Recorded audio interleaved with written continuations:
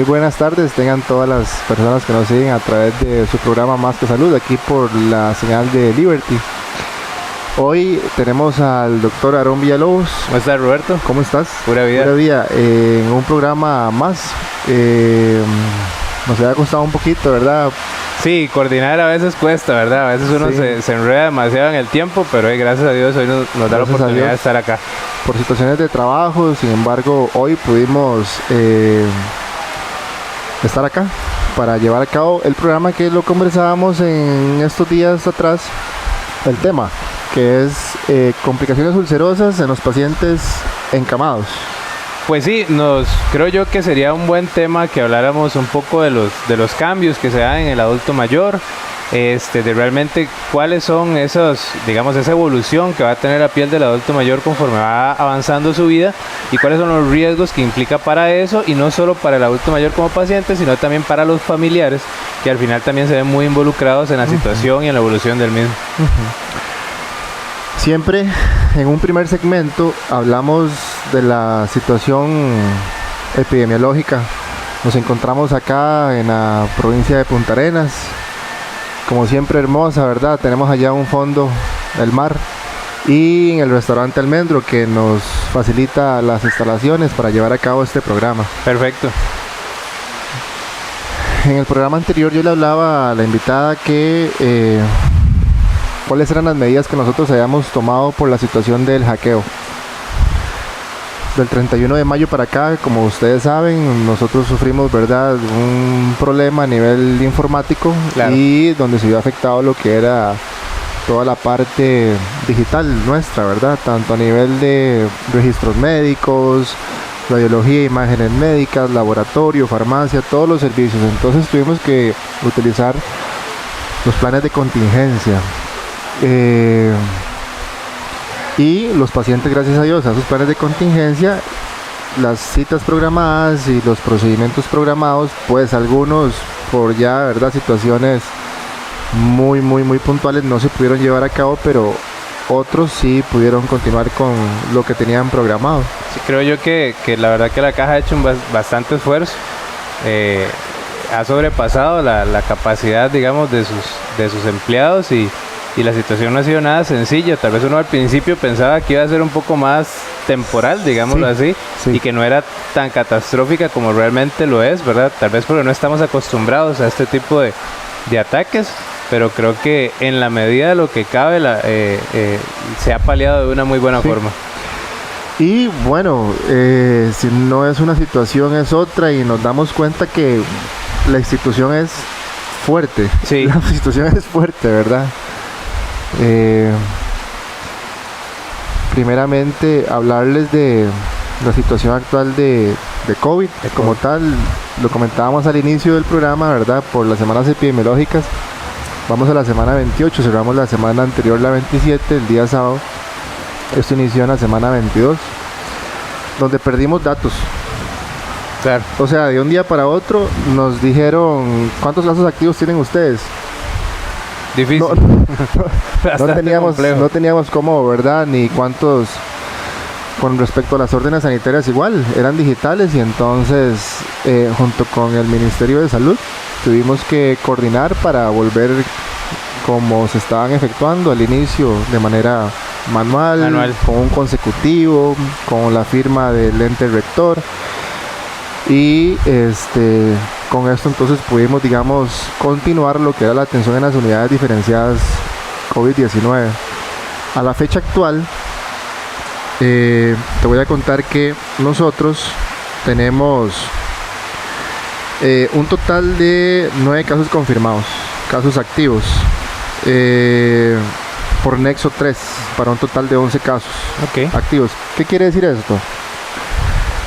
Que tenemos un porcentaje de positividad alto. ¿Por qué? Porque el flujo de pacientes ha disminuido, pero siguen saliendo casos positivos. Entonces, para aquellos pacientes que presentan síntomas respiratorios, ¿verdad?, es importante que no hay tantas complicaciones como había en algún inicio. Esto por la vacunación. realmente, por lo menos a los que trabajamos en las diferentes áreas de salud y en mi caso en el hospital, gracias a Dios hemos notado una baja constante, ¿verdad?, en las complicaciones asociadas al virus del COVID. Sin embargo, se siguen manteniendo ciertas medidas que son buenas, ¿verdad?, y que son prácticas que bueno, que no solo han atacado al COVID, ¿verdad? ¿Cuántas enfermedades transmisibles no han bajado su incidencia? Sí. Gracias a nuestras nuevas medidas de higiene, ¿verdad? Y que ojalá estas medidas sigan existiendo por mucho tiempo, ¿verdad? Porque realmente se han visto influenciadas otras enfermedades que, por ejemplo, en el lavado de manos y en otros similares, antes no lo hacíamos con tanta regularidad y con tanta eficacia, ¿verdad? Pero sí, como decís, ha sido de muy grato y de mucho agrado que los pacientes ya no se complican tanto, sí, ¿verdad? Eso, bueno, con los decretos y los cambios de gobierno, ¿verdad? Se tomaron medidas en la cual quitaron el uso de la mascarilla en lugares ya públicos y aumentó la afluencia en los lugares también. Nos hizo un aumento de casos. Entonces, aparte de eso, se nos vino un brote de influencia H3, que, ¿verdad?, es un tipo de resfrío. Entonces, lo que nos sucedió fue que la unidad del área de salud San Rafael tuvo un aumento tan alto de casos que nosotros en algún momento, para que te hagas una idea, tuvimos que cubrir con 3 médicos. Sí. 3 médicos que 2 de ellos tenían que cubrir otros servicios. Otras funciones que igual no pueden dejar funciones, de lado. Entonces tuvo que reorganizarse todo para que la atención en este lugar, los tiempos de espera no se exageraran tanto. Sí, que eso es algo que siempre pasa, ¿verdad? Que las personas a veces les cuesta, digamos, un poquito ver lo que es la parte administrativa, sí, detrás del telón de la atención, ¿verdad? Porque al final el paciente ve a la enfermera o al médico delante de él. Sin embargo, tal vez no tiene tanta constancia de lo que está pasando atrás y de lo que cuesta. Exacto. Que los insumos, tanto el recurso humano como el recurso físico e estructural, pueda ser el adecuado ante una situación que ayer no existía y que hoy sí ya existe y hay que enfrentarlo. Desde la gestión de un bajalenguas, una curación, ¿verdad? Literal, así sea una sábana limpia. ¿Cuántas Exacto. veces no ha sido difícil que la lavandería tenga algún problema o que se complique? Exacto. Toda la parte administrativa es esencial para que la parte clínica se dé adecuadamente. Y como lo mencionabas también, la disminución de otras enfermedades, ¿verdad? Como las enfermedades diarreicas agudas, con el lavado de manos, los casos de arbovirosis, claro, dengue, chikungunya, zika, que por ejemplo dengue, zika y chikungunya no se han presentado casos de malaria tampoco. Los de dengue sí hay casos, pero no tanto.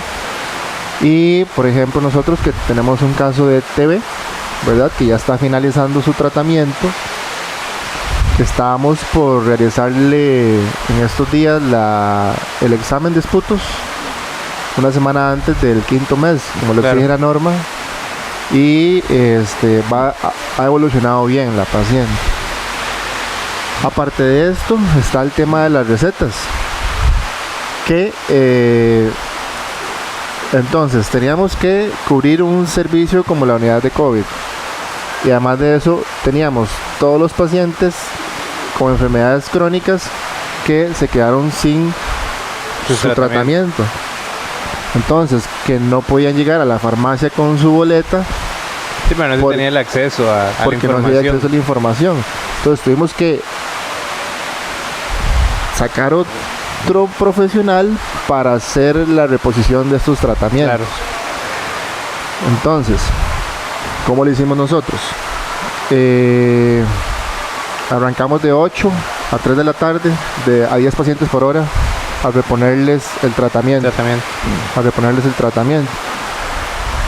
Es importante también comentar estas cosas para que la comunidad sepa cómo estamos trabajando. No se les está negando la atención, sino se les está solicitando, ¿verdad?, que nos apoyen en eso, porque muchas veces el paciente a veces como que... Claro, para mí, por ejemplo, en la atención del diario todavía al día de hoy es complicado porque se sigue trabajando a lo más que se puede. Sin embargo, ese a lo más a veces tiene su límite, ¿verdad? Y creo yo que hay dos cosas importantísimas que el sistema no nos dio como el acceso adecuado, que eran las patologías previas del paciente y el tratamiento previo. O sea, básicamente esos dos puntos son los que realmente al clínico afectan, porque no tenés conciencia real de que sea cierto lo que estás realizando. La hoja de ruta que tenías vos trazada. Exactamente. Pasaba mucho que en la consulta le realizabas algún examen al paciente que no necesariamente te generaba un reporte, sino que vos mismo se lo estás haciendo ahí y generabas una nota para seguirte acordando en las próximas consultas y pues de eso de un pronto a otro al 100% de los pacientes ya no tienes acceso, ¿verdad? Entonces tienes que, digamos, retrasarte un poco porque o los vuelves a hacer, ¿verdad? Generando, digamos, gasto, aunque sea de tiempo, para que vos mismo lo volvás a hacer, o te tratas de acordar que eso en algunos casos funciona y en otros pues no te va a dar, ¿verdad? Aparte que el paciente, si bien es cierto, hay muchos que son cumplidos y hay algunas personas que por A o por B razones no se acuerdan de su tratamiento, no lo saben, no lo llevan apuntado, ¿verdad? Entonces a veces se vuelve un poquito más complicada la consulta, pero como te decía al principio, yo creo que bien que mal se ha salido adelante de la situación. Sí, a ellos se les estaba solicitando que llevaran anotado el tratamiento que tomaban por las prescripciones, como tal. Entonces, gracias a Dios, muchos se han cumplido con eso, se han adecuado a eso y hemos sacado la tarea, pienso yo. Esa es la situación, digamos, con respecto a todo lo que ha pasado hasta la semana 28 con respecto a las enfermedades transmitidas por arbovirosis, ¿verdad? Que entran en este grupo, y de COVID. Se sigue trabajando igual, se les insta a los pacientes, también se les convoca para que se aproximen a la clínica a vacunarse contra la influenza. Claro. Los pacientes menores de 7 años y los mayores de 58, ¿verdad? Se vacunan todos, y los que están entre este rango que tengan factores de riesgo. Claro. Embarazadas también. Porque ha habido muy poca afluencia a vacunarse. No sé si será el tema de vacaciones o... Sí, también digamos que la gente a veces le cuesta igual que la información llegue hasta ellos. ¿Verdad? Y también a veces les confunden. Uno tal vez pensaría que no, pero igual confunden ambas vacunaciones, como la del COVID sigue activa, o yo ya me vacuné, o no, es contra otra cosa. Exacto. Es otra cosa lo que estamos tratando de atacar. Y sí, como lo decís, es importantísimo recordar que la vacunación para este tipo de patologías y para poder enfrentarlas de una forma más adecuada es esencial. Esquema completo de vacunación, 3 dosis, y ya se está vacunando con 4 dosis, ¿verdad? Personal de salud, adultos mayores, personas adultas, niños hasta 5 años, ¿verdad? Están poniéndose las terceras dosis, que nosotros estamos aplicando Pfizer en este momento. Y ya se autorizó para vacunar a los niños menores de 5 años. Entonces, una vez que comentamos esto, ¿verdad? Entramos en tema. Entramos en tema por el cual estamos acá. Perfecto. Contanos entonces un poquito sobre cómo es esa piel en el adulto mayor. ¿Cuáles son los cambios que se empiezan a dar para nosotros decir, bueno, tenemos que empezar a tener cuidados en esto? Y también, ¿qué enfermedades crónicas son las que pueden afectar más a que haya más predisposición a hacer este tipo de úlceras? Pues es muy importante y que vale la pena destacar que de nuestra consulta, digamos, en una clínica de heridas, un porcentaje nada despreciable se aboca a lesiones asociadas al cuido. Las lesiones asociadas al cuido son lesiones que vienen en boga de hace unos 3, 4 años y que tienen que ver con que en algún momento del cuidado de esa persona, que normalmente es un adulto mayor, pero que podría no serlo, pero probablemente es un adulto mayor, genera un problema, ¿ok? ¿Cuál problema? Bueno, la mayor cantidad de veces una úlcera o una lesión, digamos, de una noxa contra la piel. Ahora, es muy importante que la gente sepa que eso hay forma de prevenirlo y en razón de que pase hay forma de manejarlo. ¿Ok? ¿Por qué? Porque como vos bien decías, es que se llama hay cambios que se van haciendo en la piel que son normales, que nos pasan a todos que no, desde siempre. Que sí, que me van a pasar a mí, que te van a pasar a vos, que nos van a pasar a todos y que tenemos que ir contrarrestándolos para minimizar la posibilidad de esa complicación, ¿ok? Sin embargo, por eso estamos aquí hoy, ¿verdad? La idea es hablar un poquito de eso, de qué cosas puede hacer el paciente como tal y qué cosas puede hacer el familiar para poder coadyuvar a este paciente y que la gente no se sienta sola, que realmente a nosotros nos pasa mucho, que en la consulta a veces el familiar se siente solo, siente que tal vez solo a él le está pasando esto y realmente es abrumante la cantidad de adultos mayores que tienen lesiones asociadas al cuido en nuestra región y que realmente precisan de un cuidado muy específico. Hay dos puntos muy importantes que los vamos a comentar en el próximo segmento. Volvemos del corte comercial.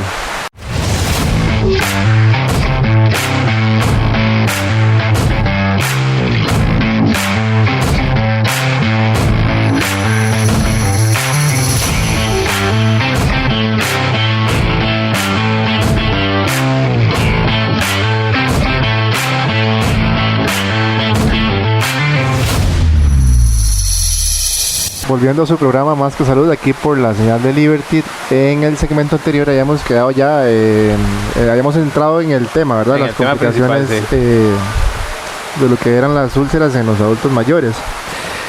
Me estabas comentando sobre los cambios en la piel. Sí, bueno, es muy importante que las personas comprendan que al final la piel es como si fuera una cebolla, ¿ok? La piel tiene varias capas y no necesariamente todas se van a afectar en una lesión, ¿ok? A veces se afectan más las capas de arriba, como cuando una cebolla, yo siempre explico a los pacientes, como cuando una cebolla está en la refri, a veces se ve feita por fuera, pero realmente la parte que está abajo todavía está conservada, ¿ok? Entonces, dependiendo de esos grados de complicaciones y de compromiso de la piel es que el paciente va a desarrollar complicaciones. Una de las capas más importantes que tiene la piel es la epidermis y la dermis. Y dentro de ellas dos existe una cosa que se llama unión dermoepidérmica. La unión dermoepidérmica es una de las grandes cosas que se afectan al adulto mayor porque se adelgaza mucho. Y al adelgazarse, digamos que pierde algunas capacidades que normalmente tiene antes en la vida. ¿Ok? Entonces eso conlleva ¿a qué? Conlleva a que los procesos de noxa en la piel sean más propensos.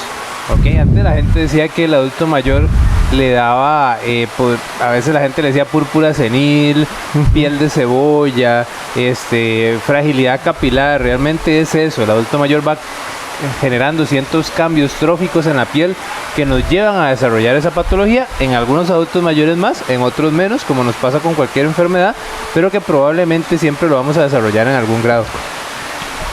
Una vez que nos explicas esto, entonces, ¿por qué es que se forma una úlcera? Bueno, la úlcera realmente depende mucho de la etiología que vaya a tener.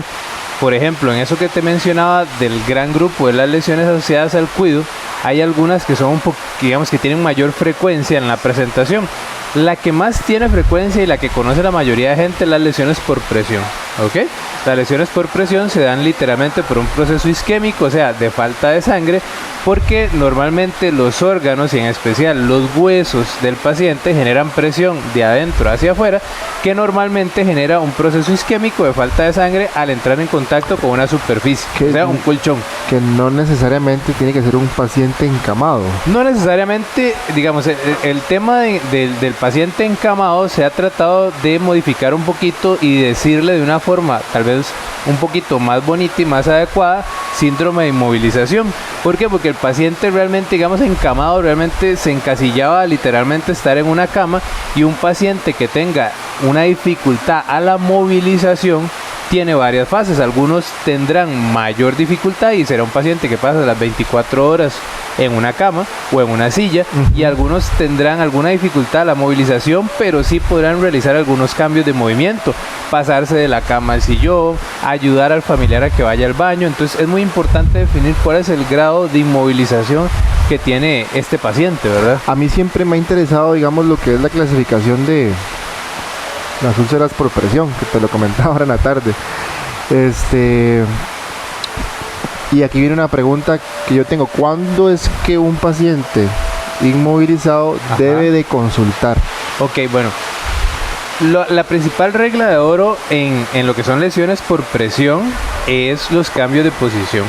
El paciente puede tener la mejor cobertura posible dentro de lo que son los dispositivos para minimizar el riesgo, que si la persona no tiene los cambios de posición adecuados, ¿cada cuánto? Cada 2 horas, ¿verdad?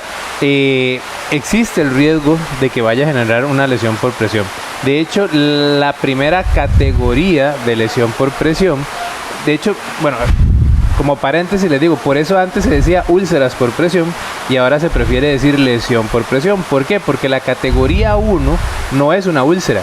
Cuando el paciente ya le queda rojito, digámoslo así, que nosotros decimos que es un eritema, pero que realmente lo que se ve es rojito, y el familiar o la misma persona le hace un poquito de presión con el dedo y ese rojito no se blanquea. Normalmente cuando uno se le hace rojo en algún lugar, usted se presiona, hace digitopresión y como que blanquea ese rojito, se pone más blanco.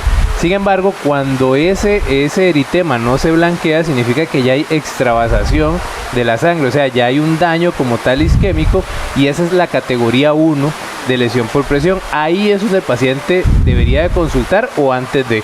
Cuando se categoriza que un paciente tiene un riesgo alto o moderado de presentar una lesión por presión, es donde nosotros deberíamos hacer la consulta con un profesional de la salud encargado para minimizar ese riesgo.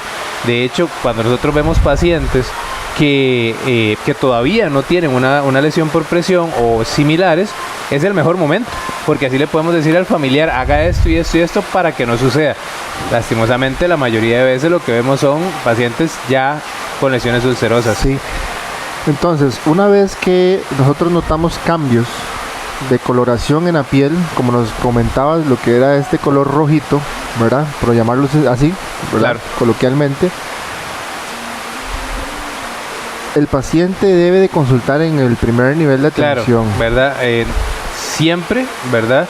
Y gracias a Dios existe nuestra Caja Costarricense de Seguro Social, y para eso existen los niveles de atención en salud, ¿verdad? El primer nivel siempre, probablemente, y así se nos enseñó, siempre es el nivel más importante realmente de toda nuestra estructura de la caja, y por eso es que se llama que es el que tiene que generar más prevención. Sin embargo, como vos bien lo decías, ese es uno de los cambios. Sin embargo, antes la gente se enfocaba mucho en esa presión. Ahora se habla un poquito de que existe un ambiente en esa parte de la piel que genera que sea más propenso a la úlcera. Por ejemplo, ¿cuáles? Bueno, los pacientes van a tener factores físicos como la fricción, porque claro, los pacientes lo pasan de un lado a otro, tiene fricción por el colchón, por la ropa del colchón, tiene fuerzas de cizallamiento que también son parecidas a las de la fricción, y tiene otros factores que son muy importantes, especialmente en este tipo de adulto mayor. Por ejemplo, la incontinencia. Hay un tema que está en boga en los últimos años, que son las lesiones asociadas a la humedad, la dermatitis por humedad, o que también se le denomina lesca. Es muy importante saber que la humedad conlleva a que la fricción genere más problemas. Por ejemplo, es mucho más sencillo que se nos ulcere un adulto mayor incontinente, ya sea fecal o urinario, que se nos ulcere un adulto mayor que no tenga este problema. ¿Ok? ¿Por qué? Porque hay otros factores, no solo la presión, que llevan a que la piel pierda esa facilidad de generar protección y de ser un obstáculo para las diferentes noxas, y hagan que sea más propenso que se ulcere ese paciente. Y esto genera mucha preocupación a nivel familiar, ¿verdad? Claro, o sea, el familiar, bueno, primero que todo, ese es un análisis que nosotros tenemos que llevar en conjunto con trabajo social, y también que tenemos que incluir a psicología dentro del abordaje de estos pacientes. Es un abordaje Es un abordaje lo más interdisciplinario e integral que se pueda. Sin embargo, no te puede pasar dos escenarios: o tenés una familiar que es solo una, ¿verdad? Un hijo único, ¿verdad? Que digamos se enfrenta a una situación que, como decíamos ahora, ayer no tenía y hoy tiene que ver qué hace con esa situación, ¿verdad? Una persona que tal vez sufrió algún evento que le desemboca en un cambio de situación muy aguda, O por el contrario, nos podría llegar a pasar que tengamos muchos familiares, una red de apoyo. Una red de apoyo, y que a veces podés tener 10, 15 familiares, 10, 15 hijos. Y de ahí dos son los y de que, ahí exactamente no todos te ayudan, y también el trabajo se puede recargar en uno solo. Entonces realmente viene un famoso síndrome, que es el síndrome del cuidador cansado, ¿verdad? O cuidador quemado, ¿verdad?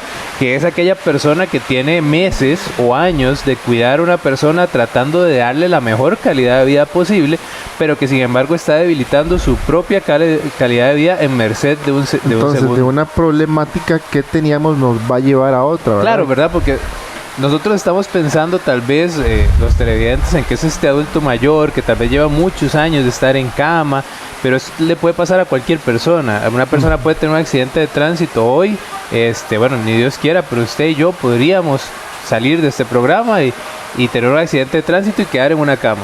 Y éramos tal vez las personas que colaborábamos económicamente en una casa. O sea, es un problema social amplio, porque no siempre es una persona pensionada, no siempre es un adulto mayor que ya no trabaja, sino que poco a poco el hecho de tener más carros, el hecho de haber más accidentes, el hecho de tener más enfermedades, que antes un evento cerebrovascular nosotros lo veíamos cuando estudiábamos en personas de 70 años para arriba, 60.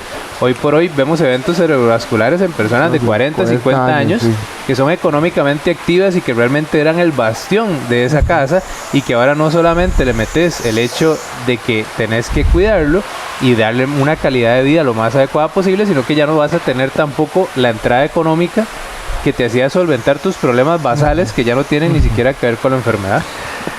Entonces los cambios en la piel del adulto mayor se da desde sí, o sea, siempre, ¿verdad? Normalmente cosas que se llaman, inclusive ya desde la década de los 20 a 30 años, ya hay cambios en la piel de, digámoslo así, para hacerlo fácil, una desmejoría como tal, ¿verdad? Que se va a ir agravando conforme pase la edad, pero que, digamos, dependiendo de las personas, de los buenos hábitos que tengan la persona, de calidad de vida, al final, como todo, se reducen en hábitos adecuados de higiene de vida, ¿verdad? De salud, de ejercicio físico, de buenos hábitos de comida, de la exposición solar, exactamente, el uso de filtros solares, todos los cuidados que la persona al final pueda tener, al final pueden generar cosas que se llama algún cambio. Sin embargo, lastimosamente, cuando nos presentamos ante una situación de este adulto mayor ya con lesiones ulcerativas, ya pues no puede generar mucho, ¿verdad? Ya lo que ya se hizo, ya se hizo, y ahora tenés que ver cómo bailas con esta enfermedad. Entonces es ahí donde nos parece importante también abordar este tema en este programa, porque creemos que también las personas tienen que saber que existen formas de lidiar con esto. La formación de una úlcera entonces son por todas estas etiologías, ¿verdad? Claro, como o sea, las comentábamos. Todas las, digamos, lo que se forma es, digámoslo así, como que cuando algo va a salir mal, ¿cierto? O sea, las personas siempre piensan así: si usted algo le va a salir mal, le va a salir mal. Eso es lo que se forma, un microambiente de factores negativos, fricción, cizalla, presión, humedad, etcétera, etcétera, etcétera, que generan que el paciente en algún momento vaya a presentar esta úlcera. ¿Por qué se llaman lesiones asociadas al cuido? Literalmente se llaman lesiones asociadas al cuido, porque si el paciente pasara 100% con alguien cuidándolo, no le hubieran llegado a suceder. ¿Ok? ¿Cuál es el problema de la incontinencia? Bueno, al adulto mayor se le puede poner un pañal, pero digamos, realmente habrá alguien que esté pendiente en qué momento ese pañal se va a llenar. ¿Cuánto pasará el adulto mayor con ese pañal lleno, ya sea de incontinencia urinaria o fecal? Pasa mucho con otros que se pusieron muy en boga con el COVID, que también es parte de las lesiones asociadas al cuido, que son las lesiones asociadas a los dispositivos médicos, ¿ok? Y que también existen ¿Como cuáles ahí? Por ejemplo, fue muy famoso en esta época de COVID, los pacientes que estaban intubados, que era la lesión más común, ¿verdad? Los pacientes que tenían cánulas de altos flujos, los pacientes que en general tienen algún dispositivo facial, ¿verdad? Exactamente, que le generan, bueno, también no solo para los pacientes, ¿verdad? Nosotros atendimos mucho personal de salud que por el hecho de utilizar las mascarillas por mucho tiempo presentaban lesiones ulcerosas en su cara, o por lo menos algún desgaste de ellas. Y también, digamos, hace unos años se puso un poquito a hablar más del tema de las lesiones asociadas a los adhesivos, ¿verdad? Hasta eso, ¿verdad? Los pacientes si la gente se pone a ver, casi siempre el paciente tiene a alguien atópico en su casa. O sea, es muy común que el paciente tenga a alguien asmático, tenga a alguien con alguna dermatitis. Es importante eso, explicar a los pacientes qué es la lo de atopia. las Sí, la atopia se entiende como un síndrome, ¿verdad? En el cual se albergan muchas enfermedades, dentro de ellas el asma, la mayoría de alergias, en general, la rinitis, ¿verdad? Entonces, estas personas, cosas que se llama, normalmente tienen una piel un poquito diferente, que reacciona de forma diferente a los diferentes alergenos del ambiente. Exactamente. ¿Verdad? Entonces, por ejemplo, pasa mucho que una persona te dice, no, doctor, pero es que yo soy, a mí ese esparadrapo me da reacción. Y bueno, tenés otra opción y se la volvés a poner y le da reacción. Y le pones otro y también le da. Y le pones el tercero y también le da. Y te quedas en un mundo en el cual ya el paciente no solo está encamado, sino que también es incontinente, no tiene alguien que lo cuide cada 2 horas, que le dé movimientos, porque recordemos que existe la noche, ¿verdad? Que existe la madrugada. Y esas 2 horas, en buena teoría, alguien debería quedarse despierto cada 2 horas para movilizarlo toda la madrugada, cosa que no todos los familiares pueden. Entonces al final se vuelve como comprar números de una rifa mala, y en el cual cada vez que el paciente se va empeorando, compra otro número más para al final generar una lesión que tiene muy poco pronóstico de cicatrización, porque se conllevan muchos factores negativos que al final hacen que la persona no tenga buen resultado. Ok, muy interesante. Tenemos yo sé como si estuviéramos haciendo un programa de radio aquí, como que estoy escuchando. Ok, nos vamos a un corte comercial y volvemos a su programa Más que Salud.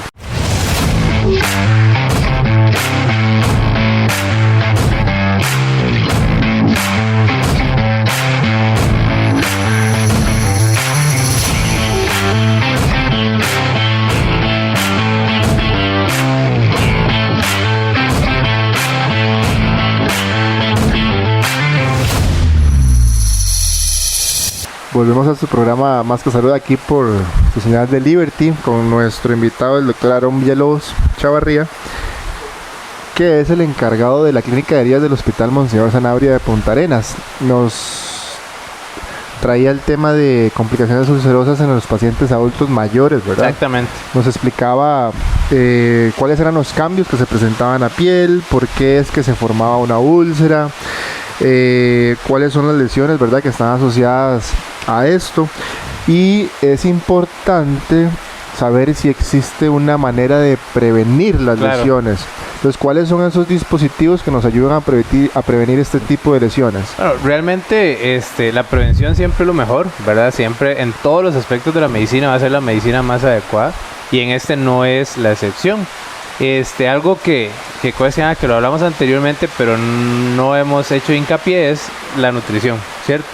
Lo comentábamos y decíamos, a veces al paciente y al familiar se le olvida lo importante. Es más, a veces se le olvida el clínico. Realmente a nosotros como médicos a veces se nos olvida lo importante es que el paciente tenga los requerimientos nutricionales basales, por lo menos, para que pueda generar una adecuada evolución, no solo de su lesión ulcerosa, sino realmente de otro montón de mecanismos que el paciente ocupa para poder tener una vida adecuada. La importancia de la prevención, los cambios en el estilo de vida. Claro, cambios en el estilo de vida. Desde el inicio, digamos, desde sus etapas de la década de los 20, 30, 40 años, que el paciente pueda generar algunos cambios en su estilo de vida que van a llevar a tener probablemente una mejora de su piel en el futuro, hasta cuando ya el paciente pues presenta algún tipo de desavenir que lo obliga a estar con algún grado de inmovilización, que el paciente sepa que el acompañamiento de ojalá un nutricionista, porque realmente cosas que se llaman, nosotros podemos tener algunos digamos que conocimiento, ¿verdad?, basal sobre la nutrición de un paciente, pero realmente es el acompañamiento de un nutricionista el que realmente a veces hace la diferencia para poder llevar a uno de estos pacientes. Por ejemplo, nosotros hemos tenido la dicha de contar con el departamento de nutrición del hospital, que desde hace unos meses o un año por ahí tuvimos un convenio con ellos, porque no es desconocido que uno de los problemas de nuestra seguridad social son las listas de espera, ¿cierto? Entonces hablamos con nutrición y nutrición nos dio ciertos campos por semana, en su agenda, exactamente, para hacerlo dirigido. y para que la persona no tenga que esperar tanto tiempo, porque la persona esté en un agudo, o sea, la persona tiene la lesión ya, no debería esperar 5 meses, 4 meses para que tenga un cupo en nutrición, cuando realmente uno ocupa que el paciente lo vea ya. Entonces realmente eso ha resultado en un programa muy interactivo, de muy fácil comunicación, y que realmente, pues obviamente no en todos, porque no todos los casos pueden ser exitosos, pero sí hemos visto cambios muy positivos en la evolución de los pacientes. Esta semana la semana anterior tuvieron una capacitación, ¿cierto? En clínica de heridas, es que se llama, bueno, sí, eso es como paréntesis. Realmente a veces es un poquito difícil hablar, digamos, de lo que se hace. Sin embargo, es bueno que la gente lo conozca, digamos. La región Pacífico Central mantiene una red de personas encargadas, cosas que a mí se me confunde un poco, porque hay algunas áreas muy grandes, ¿verdad? Son como 12 o 13 áreas, ¿verdad? Dependiendo de la región Pacífico Central. Exactamente, dependiendo de cómo se vea. Pero en cada área hay un médico y un enfermero, digamos, que son como el faro, el encargado de generar esa comunicación fácil con cosas que se llama con la clínica de heridas, que es el ente superior, digámoslo así, para poder tanto desescalonar pacientes nuestros como que ellos nos envíen pacientes de las diferentes áreas de salud. Es un programa que realmente es una idea y un piloto de la regional y de nuestro servicio, y que, como te decía, a veces suena un poquito difícil decirlo, pero es el único lugar de todo el país que cuenta con este tipo de red en activo, y que cuenta con cosas que se llama, muchas otras regiones del país, tanto hacia el centro, hacia el norte o hacia el sur, ya están intentando extrapolar este programa, porque realmente ha tenido muy buenos resultados. La importancia de esto es que, como lo hablábamos al inicio, los pacientes que inician con estos cambios de coloración en la piel, ¿verdad?, consulten en lo que es la atención primaria, y aquí en cada device redireccionen a este enlace, ¿verdad?, para que tenga una valoración, que en el caso del área de salud San Rafael, por eso hacemos este paréntesis, manejamos una agenda de cirugía menor. Entonces, si tenemos a un paciente que se puede manejar, desde el device con tratamiento tópico, ¿verdad?, o qué sé yo. Si no hay mejoría, entonces de una vez, ahora sí, hagamos el enlace, ¿verdad?, mediante algún tipo de referencia. Se agenda, se comenta, y de una vez tenemos el puente para comentarlo con clínica de heridas del hospital. Bien que mal, el COVID no todo es malo, y una de las cosas que hizo el COVID era desarrollar métodos más virtuales, ¿cierto? Y estos puentes, como vos decís, de comunicación han sido esenciales. Realmente, gracias a Dios, como decíamos al principio, el COVID pues ya nos ha, digamos, que soltado un poquito, y ya nos hemos podido centrar en otras cosas también, y estos puentes se han mantenido, y eso es de vital importancia para el funcionamiento de nosotros como red, porque al final el hospital no es nada sin la red, y la red tampoco le cuesta mucho sin el hospital. Al final todos somos parte de la misma población, nos parecemos entre todos, y bueno, para nuestro caso no es solo nuestra región, también nosotros tenemos que ver pacientes de otras regiones, porque otras regiones no tienen clínica de heridas, y también a veces nos damos cuenta que nuestra red realmente está bastante bien, pues que se llama apoyada en este tipo de programas. La nutrición, entonces, me decías que hay un abordaje interdisciplinario. Claro, ¿verdad? La nutrición es esencial. Ahora, entonces, ese espacio también ustedes para comentar este tipo de casos. Exactamente, así como nosotros siempre promulgamos, la idea es ir a hablar, o sea, nada cuesta ir a hablar a otro servicio y pulsear, como se dice coloquialmente, que se abran estos canales, y por dicha en nutrición hemos encontrado las puertas abiertas para eso. ¿Qué otros dispositivos tenemos? Normalmente lo primero que hay que hacer es fortalecer la piel. O sea, ese sería como el basal. Las cremas que generan cosas que se llama que los epitelios sean más gruesos, que se genere una mejor humectación de la piel. ¿Cómo cuáles? ¿Verdad? Bueno, cremas humectantes existen muchísimas, ¿verdad? En el mercado hay N cantidad de cosas que se llama de cremas humectantes fortalecedoras de la piel. Hay muchas marcas, ¿verdad? Cosas que se llama desde las más baratas hasta las más caras. Hay un punto ahí muy importante, que por lo general los pacientes, me incluyo también, ¿verdad?, porque los familiares y todo tienen la costumbre de que si se les medica una crema para una situación X, guardan la crema, y cuando tienen alguna otra situación usan la misma crema Sin consultar. Sin consultar. O le dicen al vecino, vieras que yo me puse una crema que me ayudó mucho para esto que me salió aquí. Y tal vez es un hongo y le mandaste un esteroide, ¿verdad? Y le fue súper peor. Exactamente, le diste de comer a ese hongo. Ahí cabe mucho, digamos, a veces por tiempos o por falta de concentración o por algo, ni nosotros ni el paciente sabe bien para qué sirve cada crema.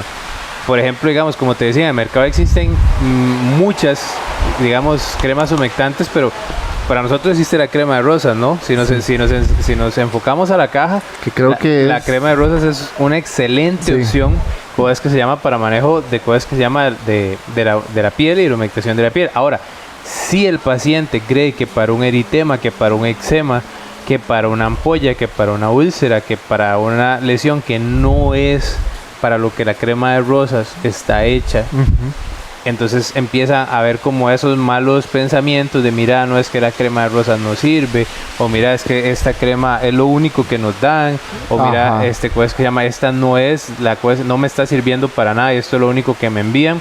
Entonces siento yo que a veces esa falta de información entre el paciente y el médico para decir, bueno, mira, esto es un esteroide, esto es un humectante, esto es un queratolítico, esto es un antibiótico tópico, esto es un antimicrobiano, esto es aquí, mira, no lo combines, no hagas esto porque le baja las fuerzas, exactamente, no te pongas esto cuando tengas así, y como vos decís, a veces igual puedes explicar y tal vez con una buena intención, tal vez el paciente con una buena intención dice, a mí me fue súper bien con esta crema, entonces se la da a alguien más, y pues a veces se cometen errorcillos, pero tanto en la caja como afuera, digamos, las opciones de mejorar esa piel existen. Si uno necesita usar dos cremas, ok, ya lo comentaste, no hay que hacer mezclas, ¿verdad? Entre ellas. Entonces, ¿qué sería la recomendación ahí? ¿Aplicar primero una? Sí, normalmente lo que digamos, hay mezclas que sí se ocupan, pero digamos, tienen una razón de ser. Sin embargo, yo igual vuelvo a un ejemplo muy coloquial, yo siempre lo explico con 2 frescos, uno de tamarindo y uno de naranja. Si los combinas, ni siquiera sabes a qué sirven. Hay que adivinar de qué es el fresco. Exactamente, pasa lo mismo con las cremas. Las cremas vienen a un porcentaje, ¿cierto? Si vas a utilizar una betametasona, una hidrocortisona, un miconazol, lo que sea, que cosas que vas a utilizar, pieles para niños, viene para exactamente adultos. Un porcentaje, viene un 1%, un 5%, un 10%, 15%, lo que vos ideas como clínico que eso va a funcionarle a un paciente, porque si no le estarías mandando otra cosa. Cuando se dan esas combinaciones que a la larga probablemente no le van a funcionar al paciente, lo que hace en la mayoría de ocasiones es disminuir el efecto de alguno de los dos o de los dos en su totalidad. Hay algunas combinaciones que uno le dice al paciente y le explicas por qué estás generando, inclusive a veces uno lo hace adrede, tal vez no tenés la formulación específica en un porcentaje, más bien lo querés bajar, y también cosas que se llaman, lo puedes intentar de una forma. Sin embargo, es importante, como vos decís, que las cremas se apliquen en tiempos específicos. Pasa mucho en las lesiones que nosotros le decimos al paciente, póngase la crema y deje que la piel absorba esa crema, porque pasa mucho que el paciente se pone una crema humectante en el pie, sea cual sea, y de una vez se pone la media, y de una vez se pone un zapato cerrado y a los 10 minutos ya está trabajando, ¿verdad? Entonces promueve la humedad, la piel interdigital se vuelve un caos, ¿verdad? Los hongos proliferan como locos, entonces no, mira, estar despacio, ponete la crema, deja que se absorba la crema, quédate un ratito tranquilo, después te pones la media y todo. Inclusive existen protectores cutáneos y otro montón de cosas que se pueden utilizar, pero digamos, eso ocupa tiempo y esa vez es lo que uno, digamos, tiene que tratar de tener con el paciente para poder explicarle bien las cosas. A nivel institucional, entonces, la nutrición, las cremas tópicas, ¿algún otro método? Bueno, ya aparte, digamos, esos serían como los métodos de protección de la piel, más que todo, fortalecer la piel por un lado y fortalecer la nutrición, que sería un poco como de la parte endógena del organismo. Y ahora, bueno, vendrían los aspectos que ya no dependen del paciente, ¿verdad? Que serían los tipos de superficies, ¿verdad? Y las adiciones que se puedan tener. Por ejemplo, es muy famoso los tipos de colchones, ¿verdad? Ajá. La densidad de una superficie, la densidad de un colchón va a ser esencial en qué tan fácil sea que se promuevan esas lesiones. Ahora, el paciente siempre tiene que tener cambios de posición. No hay ningún colchón que cambie los cambios de posición. Ahora, no es lo mismo una colchoneta con una densidad muy pesada que un colchón de aire de presiones alternas que, digamos, va a tener una densidad más pequeña, y esa alternación de presiones va a hacer que el paciente tenga menos presión sobre sus puntos. Existen geles diferentes, cosas que se llama poliuretanos, existe cosas que se llama preparaciones específicas, en cosas que se llama en diferentes cosas que se llama métodos, por ejemplo almohaditas, colchones completos, reposabrazos, reposacabeza. Existen botas de presión, digamos, para que el paciente no esté pegando sus taloncitos, no esté pegando sus tobillos, dependiendo de qué grado de inmovilización tenga el paciente. Pero existe una amplia gama de dispositivos, y por ejemplo en la clínica aérea del Hospital Monseñor Sanabria tenemos bastantes de esos que hacen que el paciente, cosas que se llama, a ver, como te digo, no es sustituir los cambios, pero sí minimiza un poco la posibilidad de que esto pase. Habíamos hablado ahora en la tarde de que es importante que el paciente tenga como noción de imágenes. Ajá. Noción de imágenes. Había una página ahí que me habías facilitado. Sí, bueno, existen organizaciones internacionales que nos rigen, ¿verdad? Para un montón de cosas. Las lesiones asociadas al cuidado no escapan de ellos, ¿verdad?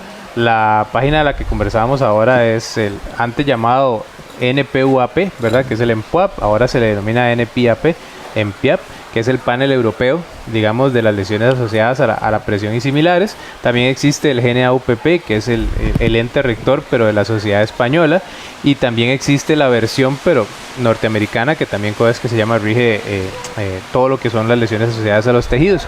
Siempre cosas que se llama, si te metes en este tipo de páginas, la persona puede acceder a buen material y a material que puede serle de uso. Pues recordemos que el internet es un poquito peligroso, ¿verdad? Entonces es bueno direccionar a los pacientes a páginas que realmente dan buenos consejos para que el paciente entienda su patología y el familiar también. Siempre es importante consultar porque a veces mucha información que se obtiene de la internet no es la más adecuada, por lo menos para ese tipo de casos. Perfecto.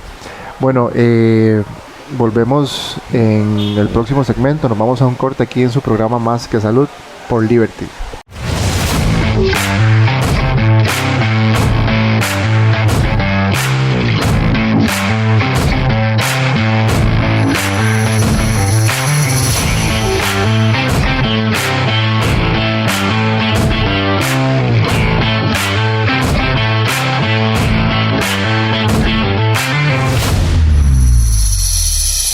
Volvemos a su programa Más que Salud aquí por Liberty. Volviendo al tema, ¿verdad? Hablábamos en el bloque anterior de lo que eran los dispositivos, ¿cierto? Sí. Desde la nutrición. Desde la nutrición hasta la protección de la piel y los dispositivos, digámoslo así, exógenos a la persona. Ajá. Es importante que las personas sepan adquirirlos. Ok, primero, bueno, si esa razón de lo que mencionabas de la red, saber que existe un encargado en cada área de salud para poder hacer puente con nosotros y razón de nosotros poder ayudarle a hacerlo. Pero digamos que la persona sepa que estos existen, que puede hacer las consultas, que cosas que llama, o sea, que no es una ciencia de cohetes, o sea, que realmente son cosas que el paciente puede conseguir de una manera relativamente sencilla y que cosas que se llama probablemente le van a ayudar muchísimo en la progresión que ellos tengan.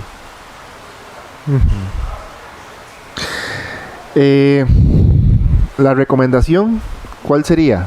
Bueno, la recomendación sería, como vos decías desde el inicio, a esta edad, ¿verdad? De los 20 años, de los muchachos que están en el colegio, ¿verdad? Son cosas que uno no piensa en ese momento, ¿verdad? O sea, cuando uno está en el colegio no piensa en el sol, no piensa en el cuidado de la piel, no piensa en todas las cosas, pero entre más se eduque a la población en que realmente desde esa etapa es la que realmente nos va a evolucionar a nuestro cuidado de adulto mayor, a las etapas de los 20, 30, 40, 50 años, donde realmente podemos hacer cambios en nuestro estilo de vida, que cosas que se apeguen a nuestra realidad y que realmente influyan también en esos adultos mayores.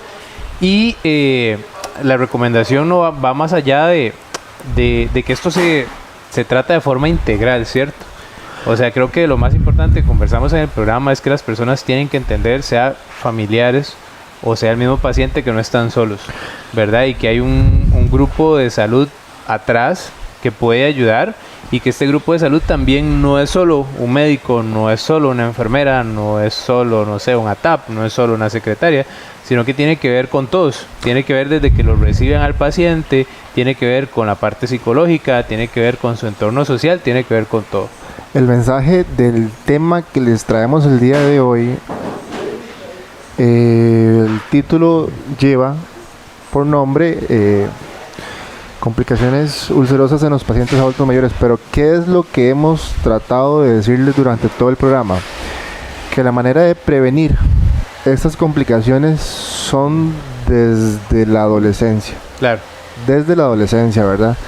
Desde la década de los 20. Desde los 20. En adelante, que es cuando ya hay un cambio en la osificación, ¿verdad? En lo que es la parte ósea, de a partir de los 30, ya usted deja la producción de calcio. Cuando ya hay cambios dermatológicos, cuando ya la piel empieza a sufrir por todos los agentes exógenos a los cuales uno los ha sometido, por la alimentación no adecuada que uno ha tenido, por todos estos cambios que uno tiene que considerar, porque ¿cuál es la razón de ser? El envejecer bien. Sí, claro. El envejecer bien. Siempre al final de eso, no solo en esta patología, pero bueno, este es un gran ejemplo de ello, la calidad de vida, ¿verdad?, que tenga el paciente va a ser lo más importante. O sea, una persona puede, no sé, puede tener una úlcera por presión, pero puede tener una excelente calidad de vida. Puede haber sido necesario amputarle una pierna, pero puede tener una excelente calidad de vida. Puede haber sido objeto de un proceso neoplásico, de un cáncer, pero puede tener una excelente calidad de vida. Exacto. Al final, creo que eso es uno de los mensajes que la medicina ha venido dando en los últimos 5 años, ¿verdad? Lo importante no es llegar, sino cómo se llega a ese punto de la vida. Sí, es promoción y prevención.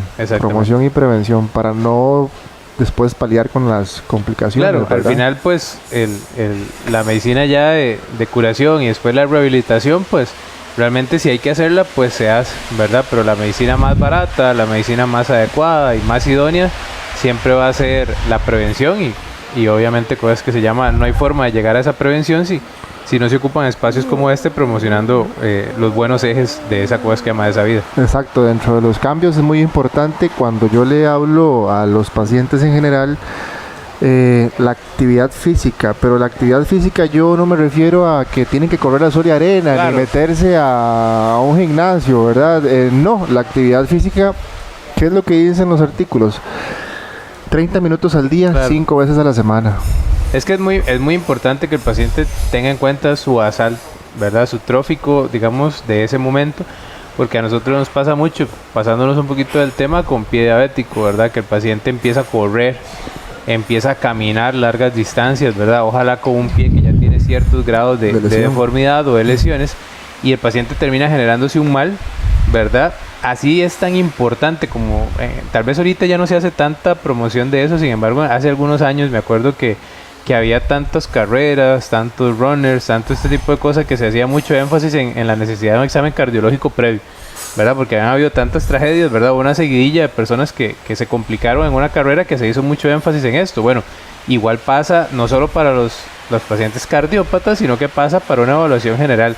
Y habrá pacientes que tienen algún desgaste de cadera y se ponen a hacer ejercicios de alto impacto. O algún desgaste de rodilla. Y exactamente, pacientes que tienen osteoartrosis de rodilla y un sobrepeso o una obesidad 1, 2 o lo que sea, y empiezan a hacer ejercicio de alto impacto, y cuando ven están tal vez un poco más delgados, 3, 4 kilos más delgados. Tal vez sin los dispositivos adecuados también. Exactamente, ¿verdad? Zapatos que no sean también. Exacto, es importantísimo que la persona sea lo que sea, y bueno, adecuándolo en este tiempo, que las personas sepan que también para los pacientes inmovilizados existe terapia de ejercicio. O sea, no es ¿por qué? Porque es un paciente que normalmente genera una atrofia muscular bastante marcada.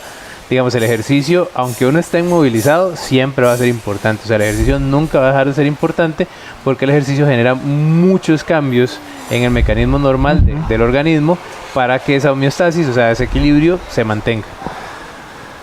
Excelente. Creo que el mensaje ha sido bonito, claro, preciso, conciso. Queremos darle gracias aquí a el restaurante Casa Almendro, que nos ha abierto las puertas el día de hoy. en Punta Arenas, invitarlos, ¿verdad? Claro, siempre es importante. Los estábamos haciendo una invitación, ¿verdad? A Casa Almendro aquí en Punta Arenas. Muchas gracias por estar acá. Con todo gusto, Roberto. Muchas gracias por estar acá. No sé si quieres mandar algún saludo, promocionar tus bueno, redes no, sí, sociales. siempre acordarles a toda la región Pacífico Central que como parte de la coordinación de la Clínica de Heridas, para mí es un gusto atenderles. En el Hospital Monseñor Sanabria contamos con esta red que habíamos mencionado y en cualquier momento cualquiera de esas personas que son las guías de las diferentes regiones, pues comentarnos el caso si así es de necesidad. Y bueno, esta es la parte pública, ¿verdad? La parte que a uno más lo enamora. Sin embargo, y también si en algún momento pues se les puede servir de forma privada, pues normalmente tendemos en Plaza Médica Esparza, que esto queda enfrente del parqueo del supermercado Compre Bien, o también en Paseo Colón en la Clínica Eva. Con todo gusto, seguirnos en redes sociales como Dr. Villalobos Heridas y para servirles en lo que se pueda hacer. Igual yo, consultorio médico del doctor Obando. Perfecto. Consulta privada, teléfono 2661-1749. Perfecto. Ahí estamos de lunes a jueves. Agradecerle a mi familia, a Dios por tenernos acá con salud, a mi padre, que siempre lo recuerdo. Y síganos aquí a través de su programa Más que Salud por su señal de Liberty. Perfecto. Perfecto. Pura vida, Roberto. Muchas gracias. Esté muy bien. Pura vida. Para servirles.